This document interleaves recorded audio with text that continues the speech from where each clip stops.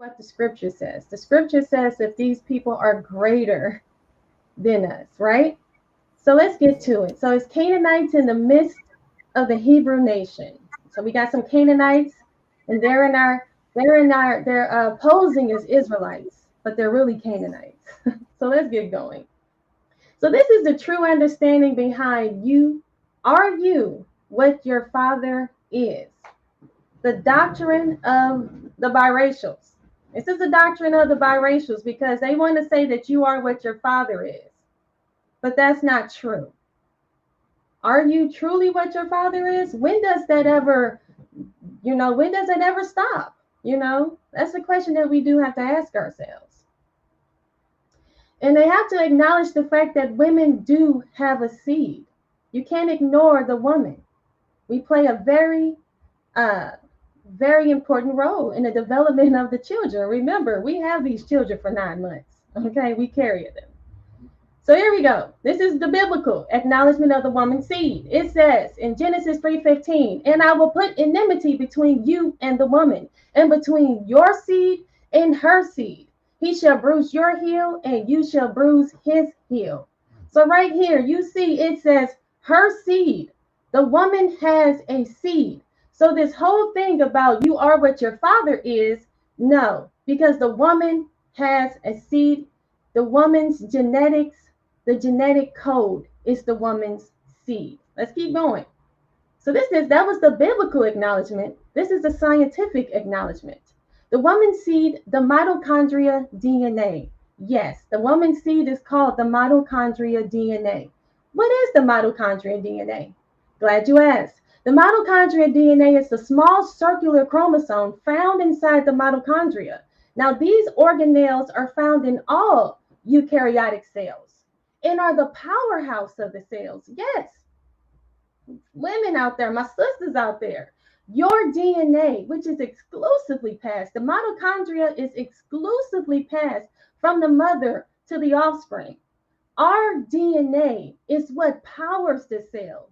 It's the energy production. Right here, it says the energy production. Mitochondria release energy from the food through a process called cellular respiration. This process produces ATP, which powers the cell's biochemical reactions. So right here, we see how important the woman is. Without us, your cells wouldn't even move. They wouldn't even grow. They wouldn't even develop. But the woman's seed doesn't matter, right?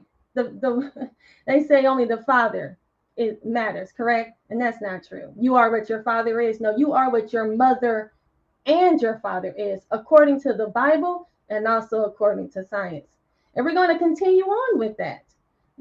Our bodies have 46 chromosomes. You get 23 from your mother and you get 23 from your father, completing our genotypes.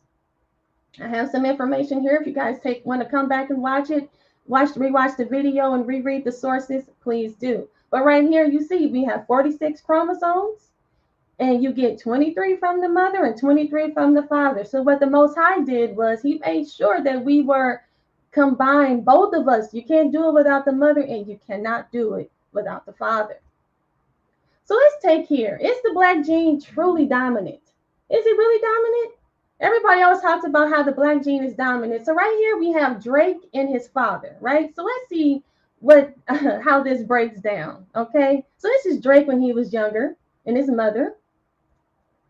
Now, this is Drake now this is Drake more, all grown up with his child. Let's take a look at the grandmother. This is the grandmother. This is Drake's mother. And let's take a look at Drake's son. What happened to the dad? What happened to dad? It doesn't even look like that. Let me go back. It doesn't even look like he's even a part of it at all, right? But you are what your father is. It's more like you are what your grandmother is, because she done skipped over a whole generation.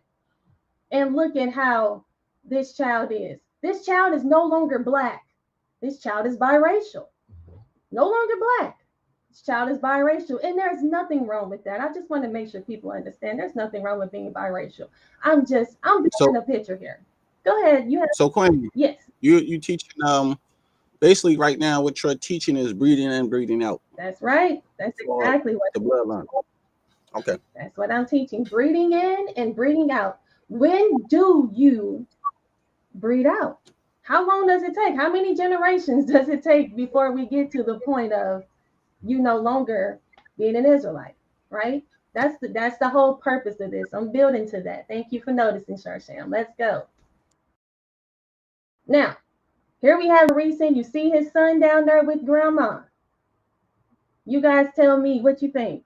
Does this child look anywhere? This child is actually white passing now. We have gotten to the point where this child is white passing, and I believe we're only at what, the third generation, and we're already here. But like I said, let's continue. Here we have Michael Strahan. Michael Strahan is a football player, right? And I don't know if this is his wife or, baby mama, but right here we see him with his wife. And let's take a look and see what they produce. Boom, right there. We see two beautiful young ladies here, his daughters. But do you see Michael Strahan in any of them? If you saw them sitting down somewhere, would you even think that their father was a so-called Black African American? I don't know. No. Would you, Sharshan? No. No. They give me Irish, right? Again, you be giving us like an Irish vibe here. But they are biracial. They do have a Black father and they do have a white mother. So they are half and half, even though it looks about 60-40, right? But let's keep going. Mm-hmm. I'm building. Now, what do we have here? We got some these kids, these children look a little different to you. These are some, They look similar to the girls we just saw. they look similar. Thank you. And these are some Jewish boys. These are Jews. These are some Jews right here, guys. These are some real blood real authentic Jews. What we would consider to be the so-called Jews, the Khazars that we see today. They look very similar to the young ladies we just saw, right? But let's keep going. We're building, we're cooking. There's Sharsham. There's there's Sharsham. Here's Michael Strahan again with his two girls. It says you are what your cockroach. It says you are what your father is. That's that doctrine, right? But let's keep going. Right. So, how about this? This is my theory. What if these so-called Jews inherited the land from their forefathers? And let's just say those forefathers were practicing this "you are what your father is" doctrine. What would stop them for being these Jews today? As we noticed, it didn't take much for Michael Strahan's daughters to look exactly like what we would consider these Jews today to be. The only difference is these so-called Jews doesn't acknowledge us. They don't acknowledge that we are even Jews. So shouldn't that be something that we should be concerned about? You guys see what I'm talking about? You guys see where I'm going? Mm-hmm. All right. So they talk about you are what your father is. Well, let's just go back a little bit. These are some Jewish boys right here. Michael Strahan's daughters. And then we see them today. This is them current. As you see, he got the red hair still. He's still, he's a Jew. Mm-hmm. And they are in our land. Should we be upset with them based off of this doctrine? Do they have claim to that land? Because when, like you said, when do you breed out? How long does that take? When does that stop? Because if that's the case, they definitely could have claim to the land. Because if you continue on marrying these other women, and then your children marry other women, and you are what your father is, when do you become you are what your grandfather is, you are what your great grandfather is, you are what your great great grandfather is? What is this doctrine? So let's keep going. So right here, you look at my thumbnail, right? I say it's a biracial takeover because somehow these biracials are climbing the ladder. We got Gorilla Hebrew right here. You got Judah Naz right here. You got Tazariak right here. All of these, you see Sinetta, he's all about the Hispanics. these guys are leaders. You see, Gorilla Hebrew, he made it head of Sakari, and he's a biracial. So, like I just was talking about, you got these so-called Jews who look no. I mean, hey, Gorilla Hebrew can pass for one of them, right? So what stops them from kicking us out? What stops them from taking over and leading and kicking us out? We all I have to think mean, about that. if you take that picture of Gorilla Hebrew right there and put him next to them two Khazarians, Mm-hmm. he looked just like them. He really, Like he could be their brother. thank you so much for pulling that out, because that's what I want you guys to see. That's what I want you guys to see. That's why it's called the doctrine of the biracials, because the biracials are going to take over. Yeah, shut the fuck up. That's why women should not be teaching. Like to say, call on Allah, Yahweh Bashim Ashab, Bashim Kakadash, double honor to the apostle of El's Great Millstone, peace, I teach, and hopeful elect, Shalom. And yeah, I just wanted to pretty much just talk about, the inconsistencies of the lesson that Fope was teaching. And this was video that was like probably like a couple months or a year and some change. And it's so sad to say that as like we're supposed to be continuously teaching throughout, like, let's say, how you're supposed to put out the works like every week or so, make full proof of your ministry. You have it to where there's just some Israelite groups out there that's not really as consistent as others, such as, like, just to name a few Israelite groups who are very consistent. You got GMS, Men of Valor, and Shepherds of Berea, and then you even have some false Israelite camps like HOY, IUIC, and Sakari, and what's the other one name, ISUPK, that may teach a little bit more consistent than others, but even though they go off on certain doctrines, then the ones who are like on point with the doctrines is, of course, GMS, Shepherds of Berea, and Men of Valor for the most part. But brothers who pretty much are like GMS affiliates that follow the like-minded doctrine, of course, you're gonna have it to where brothers be teaching on a consistent basis, right? And try to make the doctrine as sound as possible. And if you, of course, mess up, then you re-correct yourself, through the Spirit.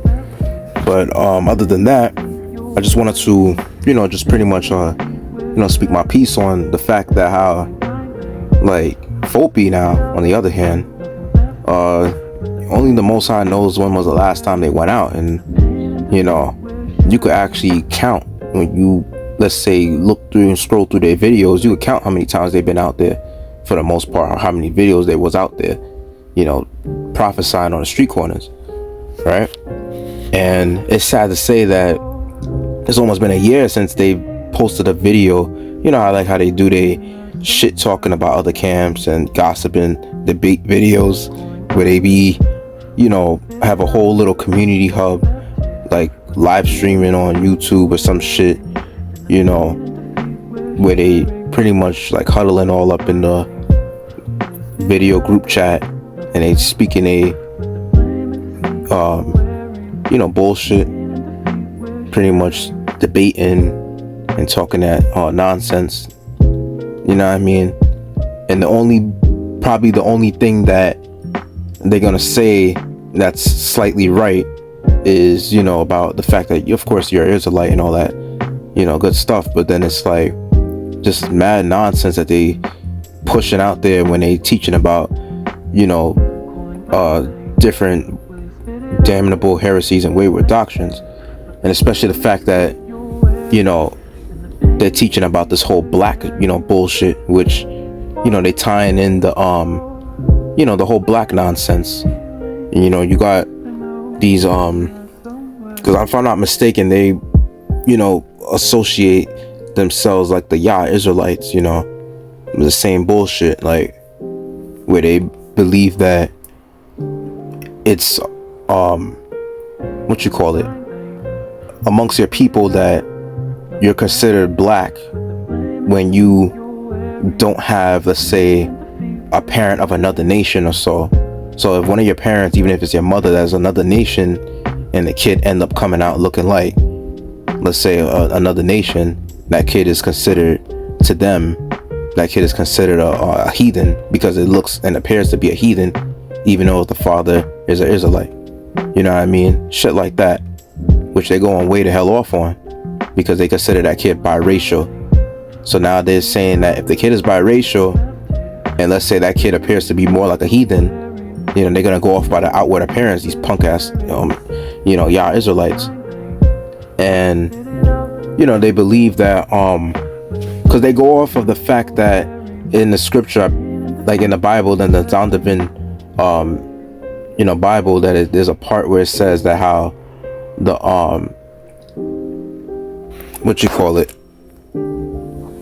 and, they like to say pretty much about how, the Negroes are pretty much dark skinned. And if I'm not mistaken, I think they pull out something from Ham when I was watching, the video, to see the inconsistencies in their doctrine, which is a whole bunch. They were saying something along the lines of how, the Ham is the progenitor of the darker races, not the Negroes, to prove and justify that so-called, blacks are, Israelites, that there's only Negro race. But what they fail to realize, that Israelites are also, Hispanic, Latino, Native Americans. They also make up the Israelite, community as well. They make up our people, even if they're damn near fair skin, light skin. You know what I mean? And it's not a outward appearance thing. It's not a color thing, because our people, we look like other nations. And in John 7:24, like that, the first scripture says, "Judge not according to the appearance, but judge righteous judgment." So of course, you can't really go by, how a person, of course, appears to be, because then again, it's like you could see their spirit, and you're gonna understand that spirit is just like an Israelite, and that means that is an Israelite, because it's just like a lot of brothers like to bring out, Blake Griffin, that he's a Israelite that looks like a so-called white guy, and even his son will be the same thing. But you tell these punk ass niggas that there's Israelite foreigners like Blake Griffin, and even Blake Griffin's son, which completely, looks like a, so-called white kid as well. They'll completely deny it, and they'll call those Israelites, they'll call them heathens. I just want to bring out this other scripture too, because, just to point out the flaw in what she mentioned. And this is the reason why scripture said woman can't teach, and you're not supposed to teach the truth. That's another thing too about the black only Israelite, groups out there, these fucking Yah Israelites, you know what I mean? They will justify a black bitch talking on a fucking video, you know what I mean? Like teaching amongst men, like, you know what I'm saying? They will justify having that bitch speaking on a platform, and for the most part, so much for them taking, things so literal in the scriptures. They should at least point out that flaw that they pretty much justify so much. Having a woman speaking on a video and testifying. I'm like, first off, a woman cannot testify. She don't have testicles like a man. She could give an account, but she can't testify.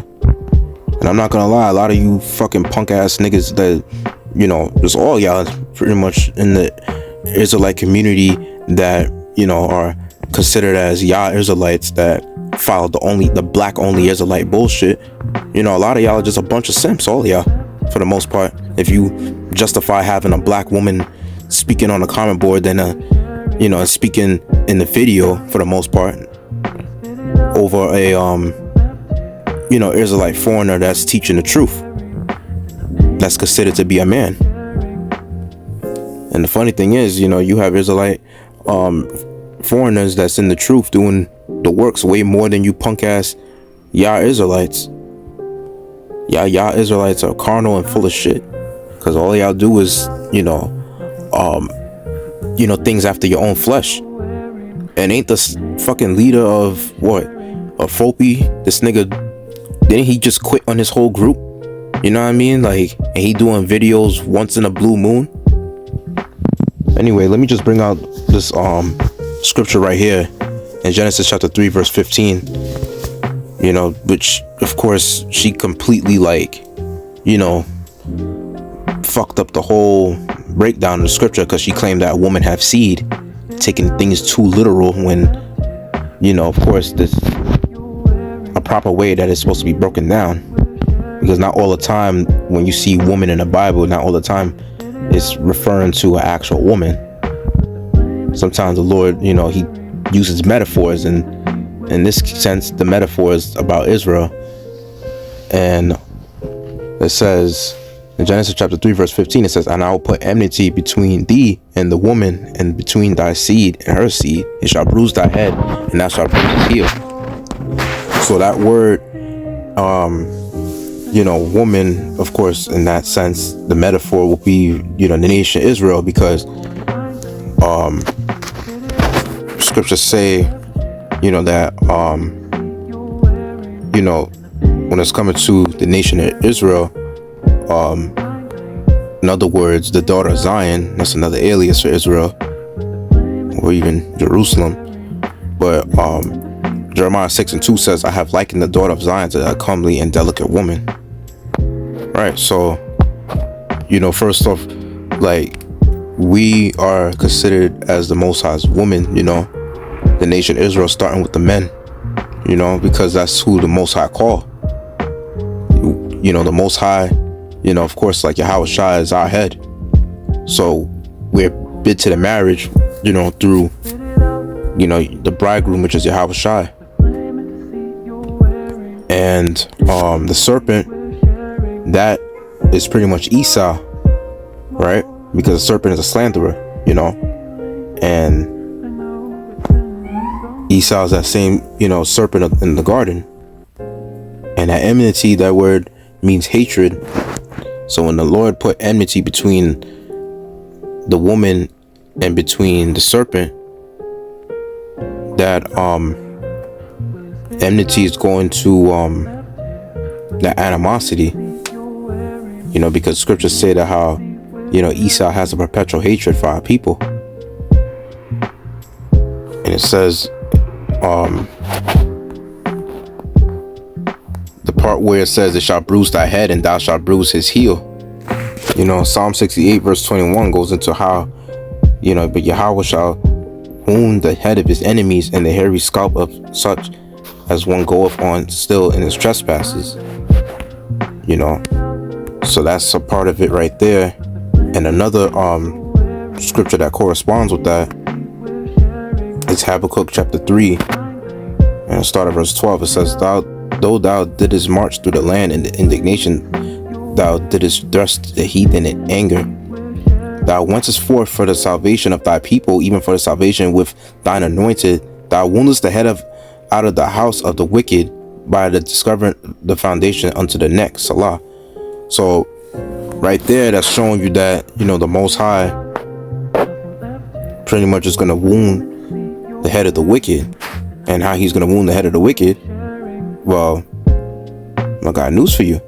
You know, in the end, you know, when, you know, scriptures talk about how, like in Job, when it says about how when he shall fill his belly, the Lord is going to cast the fierceness of his wrath upon him, and cast that glittering sword, and that's going into the destruction. That's how he's going to destroy, you know, the head of the wicked.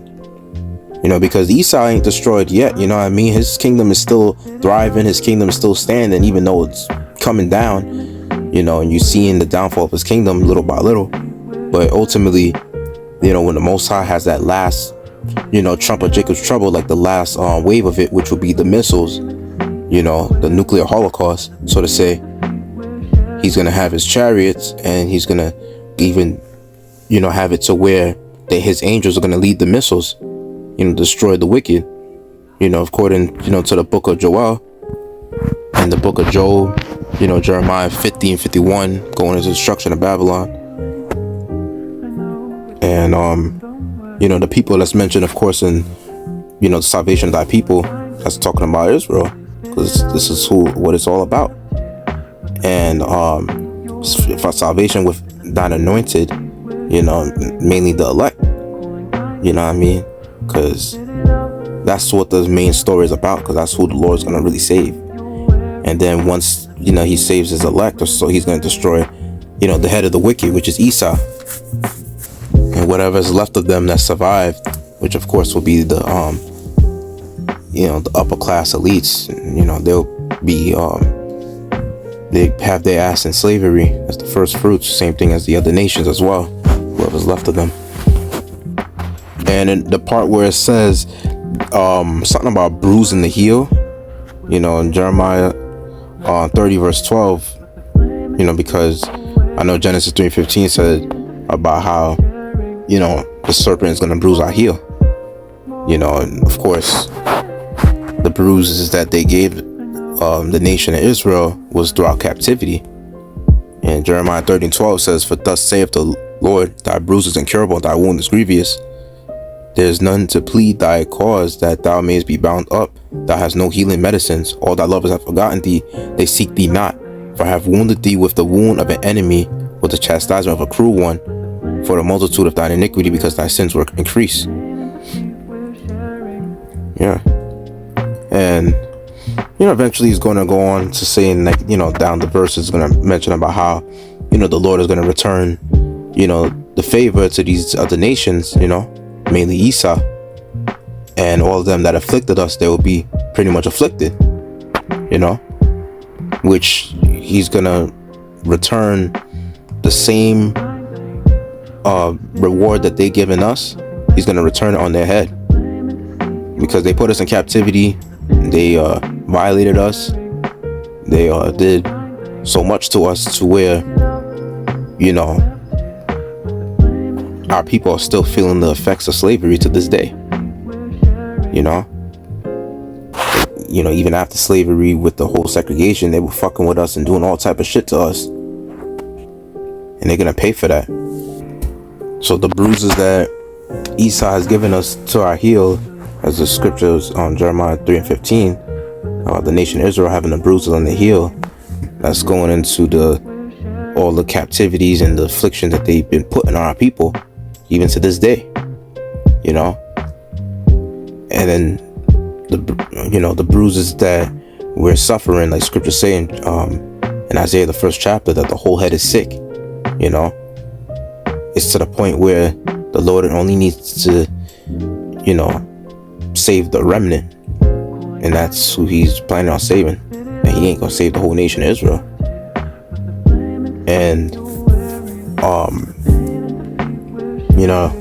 that part of the scripture, of course, you need to understand that it's not a thing where you just looking at it and being like taking it literal. Because mind you, in Jeremiah 3:15, she only explained the part about the woman seed, and she didn't even go in depth of that. She just tried to bring out a part talking about the mitochondria dream and all this other bullshit, and trying to throw some science into it. Like, shut the fuck up. Like, you can't teach the scriptures. You're not supposed to teach the period. Because the 1 Timothy 2 verse 11 says, let the woman learn in silence with full subjection, but I suffer not a woman to teach, nor to usurp authority over the man, but to be in silence. Right. So even Timothy saying, like, I ain't suffer a woman to teach. Like, in this time period, we ain't suffering and going through all the hell that we went through to get this truth, and still continuously enduring to the hell just to see, especially the fact that women at the peak of their feminist power and all this shit, and you mean to tell me they come in the truth and teach it? Nah, get the fuck out of here. That shit ain't happening. Not on our watch, and ultimately not on Yahweh Shem Yahshua's watch as well. So it says in verse 13, for Adam was first formed, then Eve, and Adam was not deceived, but the woman being deceived was in the transgression. Notwithstanding, she shall be saved in childbearing, if they continue in faith and charity and holiness and sobriety. Yeah. And mind you, they're gonna have to continue with all that, realizing that a man is their head, whatever man they that takes their ass in the time of Jacob's trouble.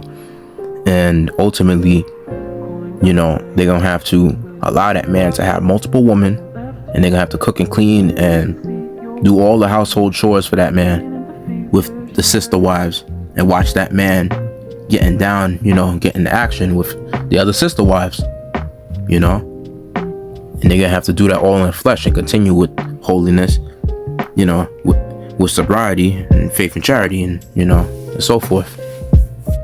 And from the part of the video that I showed, the examples that she brought out about those biracial kids, all those kids that she showed that had, so-called black fathers, those fathers were Israelites. And even Eliezer himself, she wanted to talk about how he's a biracial, which she believes, and of course all those punk ass niggas in that particular video believe that he's not an Israelite, which he is an Israelite. You know what I mean? Because first off, the scriptures say, none of the wicked shall understand, so they're not going to come to understanding of this truth. Scriptures saying, bring that out, Daniel chapter 12 verse 10, many shall be purified and made white and tried, but the wicked shall do wickedly, and none of the wicked shall understand, but the wise shall understand. So none of the wicked is going to understand this truth. You know what I mean? The wicked Israelites, some of them may come into the understanding of this truth, but when it's coming to like wicked heathens, the heathen in general, they're not going to understand the full depth of this truth. They may understand that, so-called Black, Spanish, Native Americans are the chosen people. They may go as far as that, but they're not going to understand like doctrines and breakdowns in this thing and go wear a garment and teach out on the highways and byways. The Lord didn't call them. They can't call the name Yahweh Hashem Shai, because that name, like the Lord said, his name is dreadful among the heathen. Shit, even 2/3 Israelites that the Lord takes away this truth from, when they go back into the world, they don't call on that name, Yahweh Hashem Shai. That's how serious his name is. And a part that she points out, which she half-assed, said part of it that's right, but then it's like she brought the woman part of it into the play, and I'm like, no, it's really the father. Only thing the woman plays a part in is, of course, when it's coming to the kid, that's being produced within the mother's womb. The only thing that the mother plays a part in is nurturing the kid and making sure that baby that's inside her is pretty much fully nourished, which of course which would mean that she will have to quit drinking. She'll have to continuously eat healthy and make sure that she don't smoke, you know what I mean, and make sure she's not dealing with any other man but the man that put the baby in her, and preferably that would be best if that's the only man she dealt with, or at least maybe the second man she dealt with at most. But in this case, you'd be lucky to find a woman that have under 5 bodies or so, because you'll have to treat that as a virgin, because that's the cleanest you'll ever find, if you're lucky enough to find something like that, especially in America. But Numbers chapter 1 verse 18, I'll make this last one. It says, and they assembled all the congregation together on the first day of the 2nd month, and they declared their pedigrees after their families by the house of their fathers, according to the number of the names, from 20 years old and upward by their polls. And when it's coming to your father, he carries the seed. That's why, like, with sperm, it goes into seed. You know what I mean? Because a woman's body is just nothing but soil. You know what I mean? She got eggs. She don't got no seed.